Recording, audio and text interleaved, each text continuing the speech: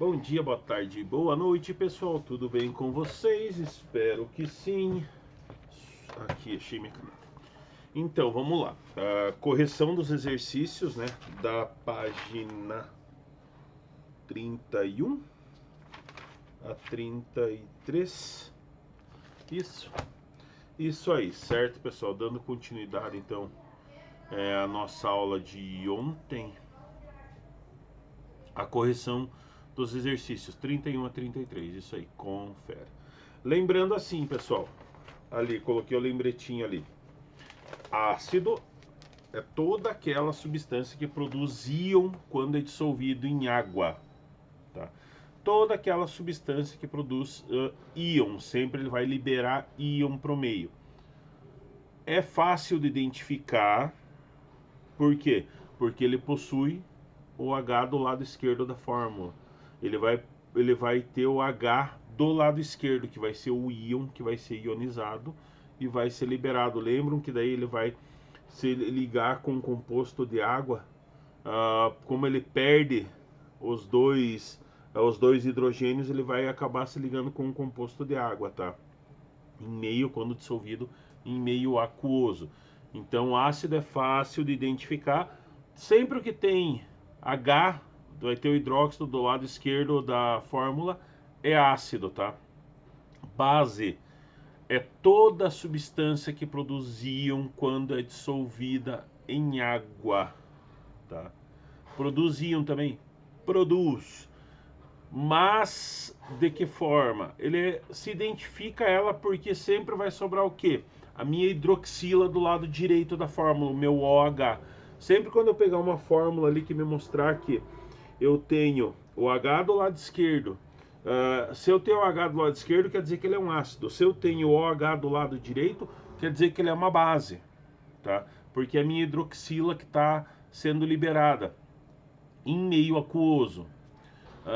Um óxido. Se eu tenho um óxido, ele é toda substância composta de oxigênio e outras substâncias. Então, obrigatoriamente, ele tem que ter oxigênio na sua composição. Formando compostos binários, tá? Que formam somente dois elementos, não mais do que dois elementos. Onde o oxigênio acaba sendo o elemento mais eletronegativo, que está localizado no lado direito da fórmula. Então, sempre que eu tiver uma formulação no composto binário, dois compostos com oxigênio do lado direito na fórmula, ele é um óxido. Um sal é todo aquele composto que, ao se dissolver em água, produz um cátion, né, diferente de um ânion.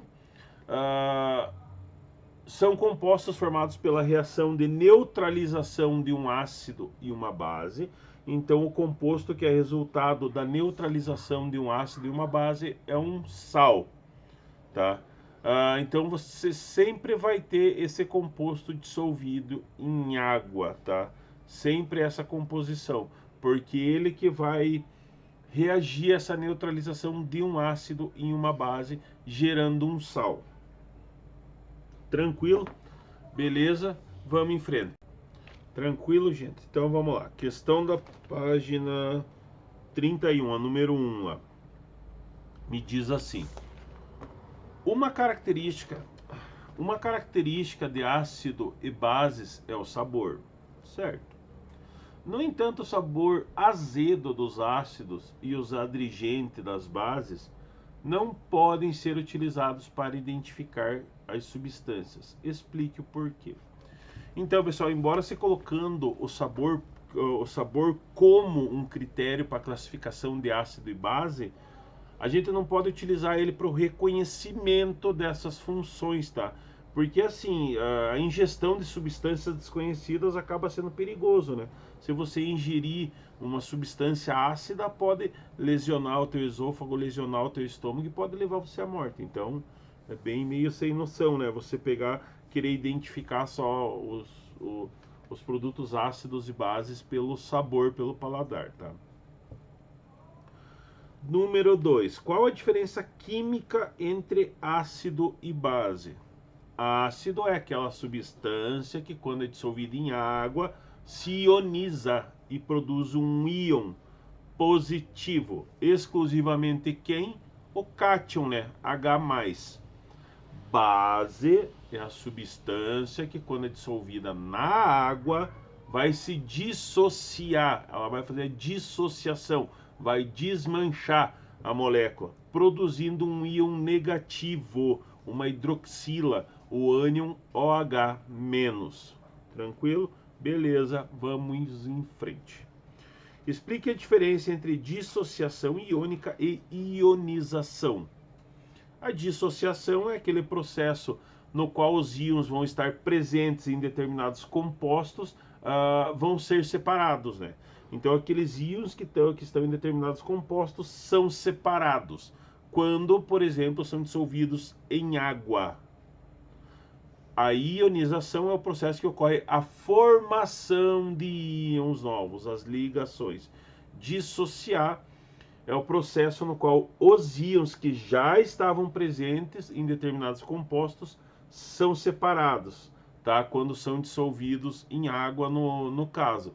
E daí formam o ânion OH. A ionização é o processo que ocorre de formação de íons novos, novas ligações, novos recebimentos e doação de elétrons. Tranquilo. Vamos lá. Os ácidos são substâncias químicas presentes no dia a dia. Ácido clorídrico é secretado no suco gástrico do estômago. O ácido carbônico é responsável pela gaseificação de bebidas, tais como refrigerantes.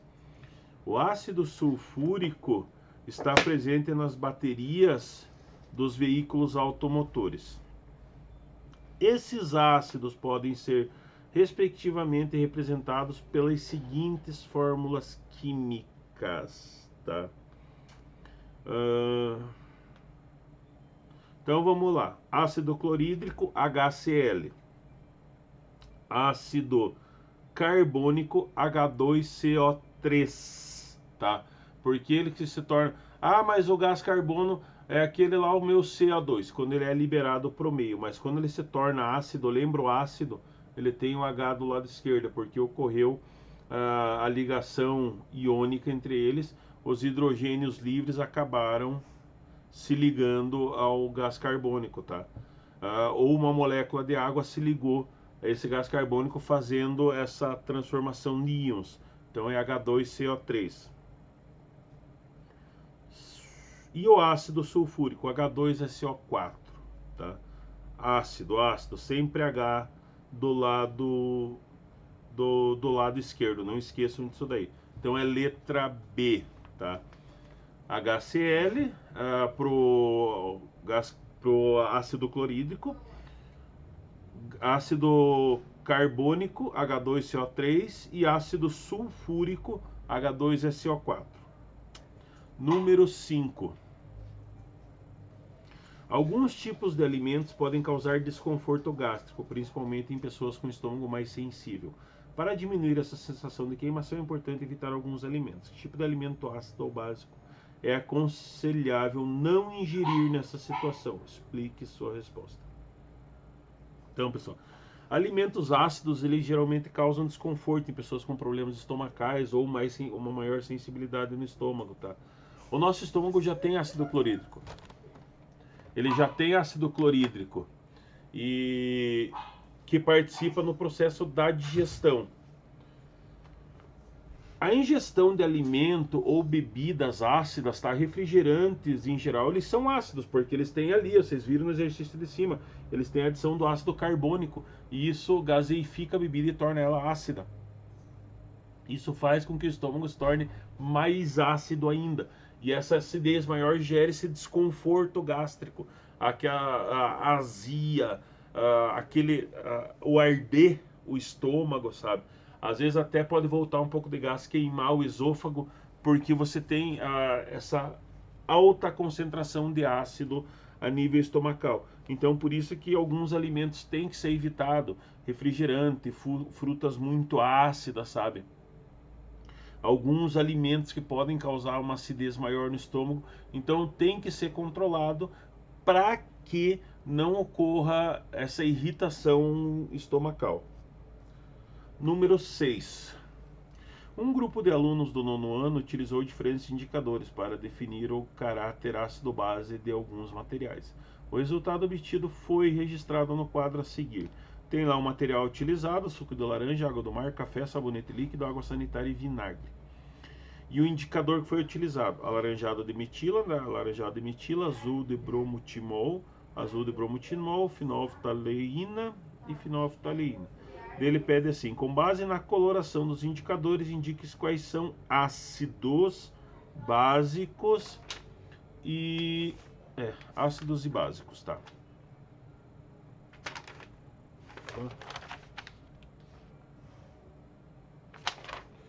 Quem é ácido e quem é básico? Ácido, pessoal, ali é o suco de laranja, o café e o vinagre, tá? Que olha ali a coloração que ele tomou: suco de laranja, café e o vinagre, de acordo com a cor obtida. Lembra da escala de pH que nós temos lá, que é colocada pela cor, tá?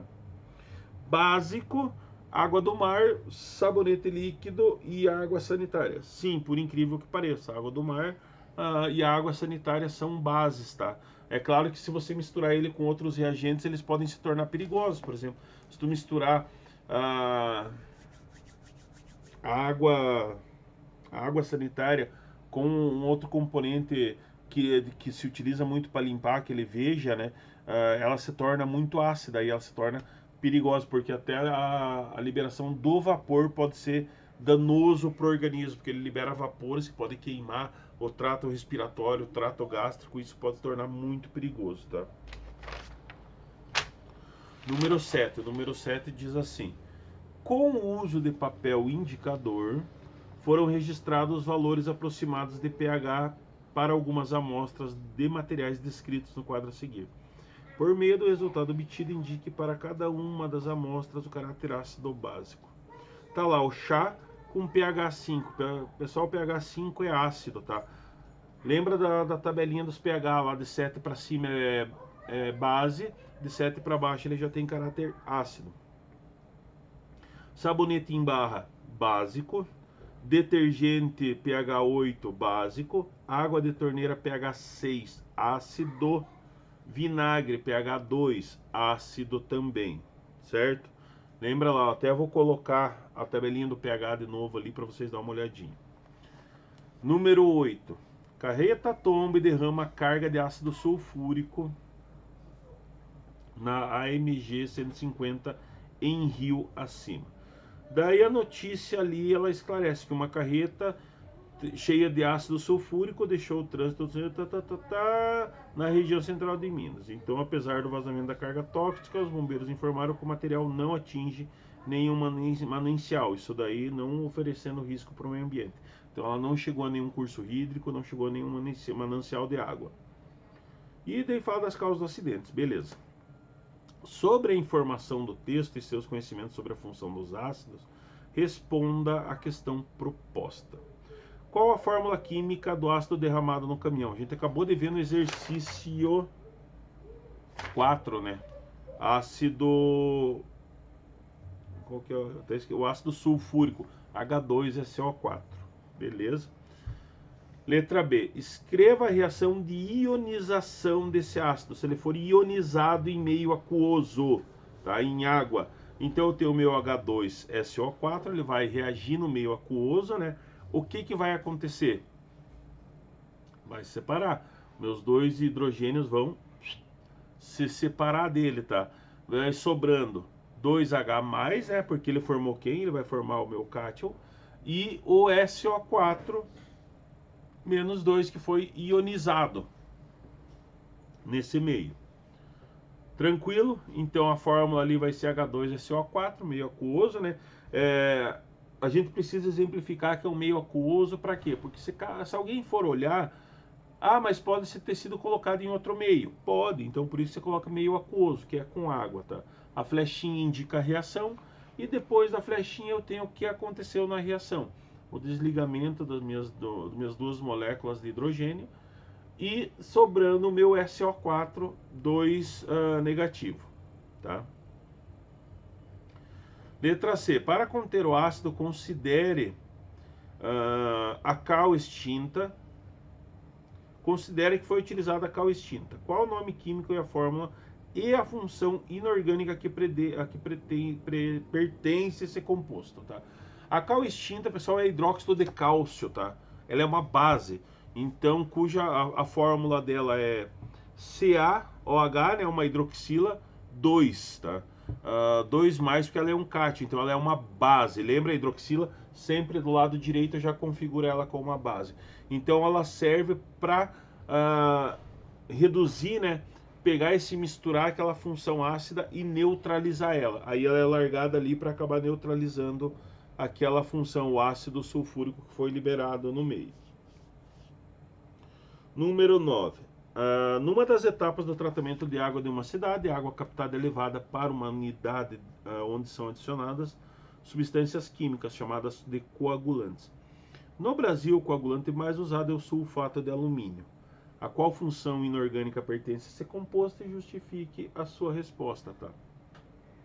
Então, pessoal, o sulfato de alumínio, ali o Al2SO4,3, ele é um sal, né? Ele faz parte dos sais, pois ele é constituído por um cátion diferente de H+, e um ânion diferente de OH, né? De hidroxila.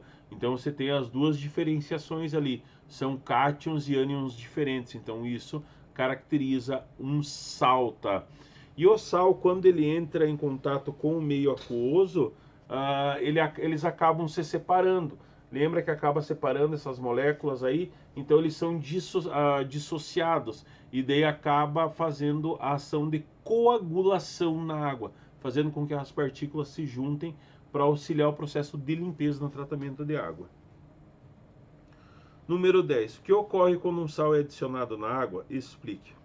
O que eu acabei de comentar com vocês, né? Quando você adiciona um sal na água, ele vai ocorrer a dissociação, os íons vão se separar, lembra disso? Vai ficar os íons livres que vão fazer com que no tratamento de água, que é o caso, né? Os coagulantes, os componentes que estão dissolvidos na água ainda, se juntem para auxiliar a limpeza da água, para que ela ocorra mais rapidamente, tá? Ainda é utilizado muito no Brasil aqui esse meio, tá? Número 11. Nos supermercados encontramos à venda produtos denominados antimofo. Ao ler a sua composição química, verificamos a presença de cloreto de cálcio. Qual a fórmula desse composto? O cloreto de cálcio é CaCl2, tá? Duas moléculas de cloro e uma molécula de cálcio formam cloreto de cálcio. Letra B. Que tipo de composto do ponto de vista químico é o cloreto de cálcio? Ele é um sal, pessoal. Ele obedece às mesmas indicações dos sais, tá? É constituído por um cátion diferente, né? O meu cálcio, e um ânion diferente de hidroxila, lá, que é o meu cloro 2, tá? O cloreto de cálcio é um composto higroscópico. Procure o significado desse termo no dicionário e anote aqui. Pessoal, substâncias higroscópicas são aquelas substâncias que elas absorvem umidade do ar. Elas retiram umidade do ar. Então você tem o antimofo, você tem a naftalina, você tem outros componentes que são utilizados que se alimentam da umidade do ar e acabam evaporando, né? Eles acabam evaporando. Então, quando ocorre isso, retirando essa umidade do ar, ela retira componentes desse meio também, tá? Que evita a proliferação de fungos. Então, por isso o nome antimofo. Letra D ali, ó. Relaciona as propriedades dos compostos higroscópicos com a ação antimofo. É isso daí, pessoal. Os compostos que são higroscópicos, eles retiram essa umidade do ar e, consequentemente, se retira componentes essenciais também, retirando a umidade do ar. E esses componentes essenciais, como são necessários ao desenvolvimento dos fungos, acaba impedindo, né? Como você tem, o fungo precisa de vapor de água disperso, dissolvido na atmosfera para ele conseguir crescer, ele precisa de umidade. Como essas substâncias retiram essa umidade do ar, fica mais difícil a proliferação dele, ou ele não consegue se proliferar, certo? Beleza, valeu, falou, vamos até para número 12. Diz lá assim: observe o esquema representado para um teste de condução de eletricidade, no qual foram adicionados separadamente em um becker com água pura as seguintes substâncias. Aí eu tenho as minhas substâncias lá colocadas, né? E a interação que foi colocado, o experimento que foi colocado. Uma corrente alternada, né, de 127 graus, um fiozinho descascado numa lâmpada, daí sai da lâmpada, vai para o vidro, e outro fiozinho que sai da tomada e vai diretamente para o vidro. Aí ele quer saber qual que foi a condução de eletricidade naquele meio, tá? Então, daí ele pede qual solução obtida, quais soluções obtidas acenderam a lâmpada. A 1 ali foi o ácido clorídrico, lembra? O H sempre do lado esquerdo caracteriza um ácido, então certeza que acendeu a lâmpada. O meu 2 ali é um hidróxido de sódio, ele transforma aquilo ali porque ele vai se dissociar no meio, então ele vai acender a lâmpada também. Lembra que daí você tem essa base, ela libera a hidroxila para o meio e ele vai acender a lâmpada porque ele vai ocorrer a organização dos elétrons no meio para que ocorra a transmissão da eletricidade. Quem mais que eu tenho ali? Aí eu vou ter o ácido clorídrico, o hidróxido de sódio e vou ter o meu nitrato de potássio, tá? Que vai também liberar para o meio e vai, como ele vai ionizar, vai organizar os íons e os elétrons e vai ocorrer a passagem da corrente elétrica. E o meu hidróxido de potássio, tá? O nitrato de potássio e o meu hidróxido de potássio. Então a 1, a 2, a 4 e a 5, tá? Esses 4 vão passar a corrente elétrica, tá?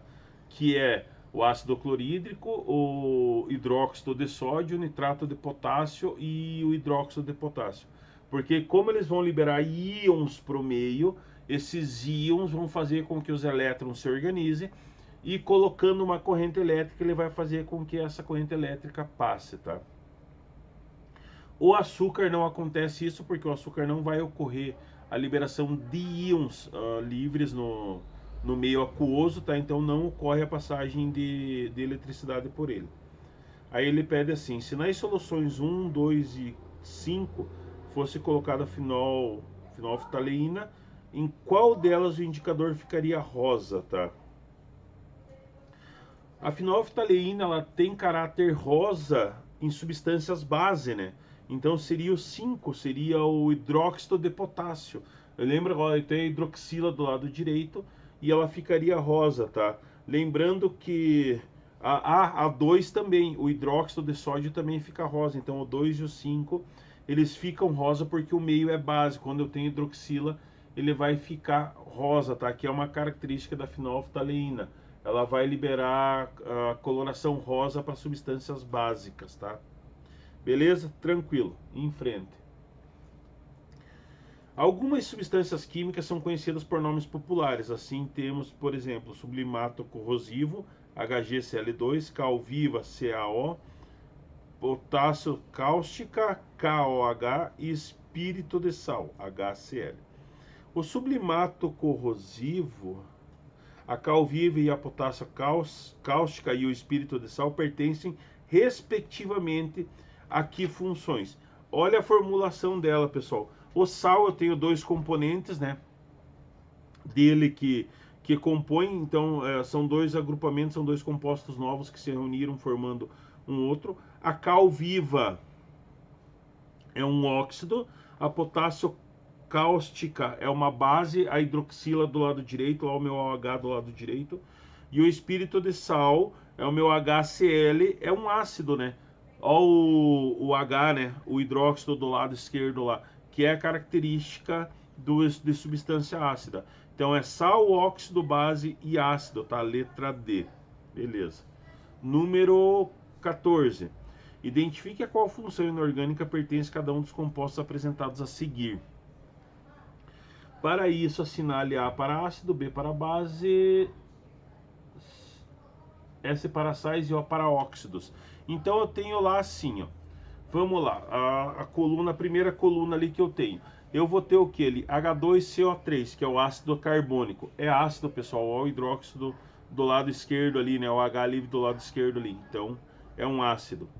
O nitrato de prata ali, AgNO3. Olha, duas substâncias que se combinaram, então ela é um sal. NaO é um óxido, ó, o oxigênio ligado ali. Tem oxigênio ligado na composição, ela é naturalmente um sal. A segunda coluna ali que eu tenho, que é o meu hidróxido de sódio. O que é hidróxido de sódio? É uma base, olha a hidroxila do lado direito ligado lá, que é característica de base, tá? O meu cloreto de sódio é um sal, olha a composição dele lá, não são duas associações de componentes formando um novo, que forma o meu cloreto de cálcio, então é um sal. Aí eu vou ter quem lá?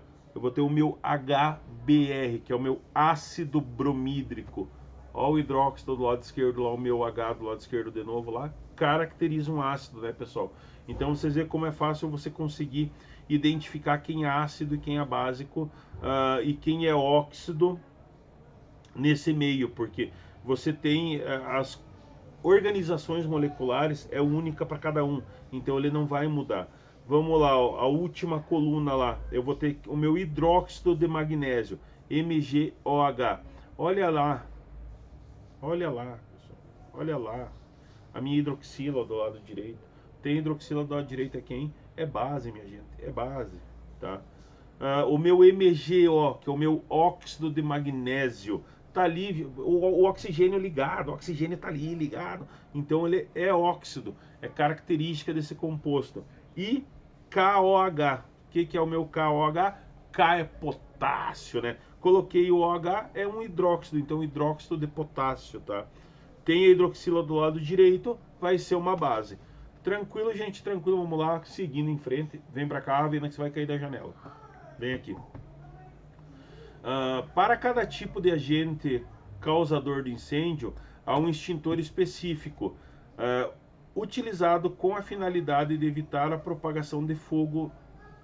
Nos incêndios em instalações elétricas, por exemplo, não se pode utilizar o extintor de água. Nesse caso, utiliza-se o extintor de gás carbônico. Sobre esses compostos, responda a questão a seguir. Qual função química ele pertence? Então, pessoal, quando você... os extintores de gás carbônico, eles são óxidos, né? Ele é formado de gás carbônico, então ele tem essa função de neutralizar, de apagar, de abafar. Então ele é um óxido. A fórmula dele é CO2. Quimicamente, como essa substância pode ser chamada? O gás carbônico também é quimicamente chamado de dióxido de carbono, porque ele possui duas moléculas de CO ligadas, né? Então elas fazem ligações covalentes, ele possui duas moléculas ligadas, formando o dióxido de carbono. Tranquilo? Número 16. Por que a água da chuva, mesmo em ambientes não poluídos, pode ser considerada levemente ácida? Indique a fórmula do composto químico responsável por essa característica e a sua função. Pessoal, a chuva naturalmente ela pode ser considerada ácida, tá? Isso daí um pouco mais ácida, um pouco menos ácida, e isso é devido à presença do gás carbônico que está dissolvido na atmosfera. Então o gás carbônico ele é um óxido, né? Lembra? E em contato com a água ele forma o ácido carbônico. As hidroxilas ligadas do lado esquerdo, ali o meu H ligado do lado esquerdo. Então a interação que ocorre da H2O, da água, com o CO2, ele vai formar o que? Ele vai formar o meu ácido carbônico, né? Vai ficar os dois hidrogênios do lado esquerdo ali, que se ligaram com CO2 e um oxigênio que vai se ligar também. Por isso que ele forma o meu H2CO3, tá? Que aí ele se torna um ácido e deixa a chuva ácida. E isso é uma reação natural que ocorre na atmosfera. Ambientes mais poluídos tem uma chuva ácida mais agressiva, ambiente menos poluídos é menos agressiva, tá? Você tem uma quantidade menor de gás carbônico diluído que fez ligações com as moléculas da água na atmosfera. Mas, então, isso também indica o porquê que a água da chuva não é própria para o consumo humano, por exemplo. porque você tem esse aumento na acidez da chuva. Certo? Tranquilo. Número 17. Com relação aos efeitos sobre os ecossistemas, podemos afirmar que as chuvas ácidas poderiam causar a diminuição do pH da água, de um lago, o que acarretaria a morte de algumas espécies, rompendo a cadeia alimentar. Sim, pode sim, porque vai alterar o pH. Lembra, pessoal, é ácido, o hidróxido do lado esquerdo ali, o hidróxido ligado do lado esquerdo ali, é ácido, então vai alterar o pH. Se eu tenho um pH de um lago que ele se altera ali entre 6, 7, 8, 5, um pouquinho ali, se você tem uma grande carga de chuva ácida ali, vai aumentar muito a acidez, e isso vai impactar diretamente a vida dos peixes, a vida de algas ou de outros animais que vivam ali, tá? Então a 1 é verdadeira. As chuvas ácidas poderiam provocar a acidificação do solo, prejudicando o crescimento de certos vegetais, da mesma forma que ocorre na água, pessoal. Se você tem um grande volume de chuva ácida em determinadas regiões, vai alterar o crescimento dos vegetais no solo, tá? Porque ela vai alterar o pH do solo também. Por isso que é muito comum aqui o pessoal na região costuma pôr o cal, né, no solo, que é para corrigir o pH, que é para diminuir a acidez do solo. As chuvas ácidas causam dano se apresentarem valor de pH maior do que o da água destilada. Não, nada a ver. Tem que ser valor menor. Maior ele vai se tornar base, né, gente? Então quem está correto ali é a 1 e a 2, certo? Tranquilo, pessoal. Espero que tenha entendido. Coloquei os lembretinhos ali no material em questão. E vou pôr a tabelinha lá do pH para vocês lembrarem de novo, tá? Um grande abraço, um beijo e até a próxima aula.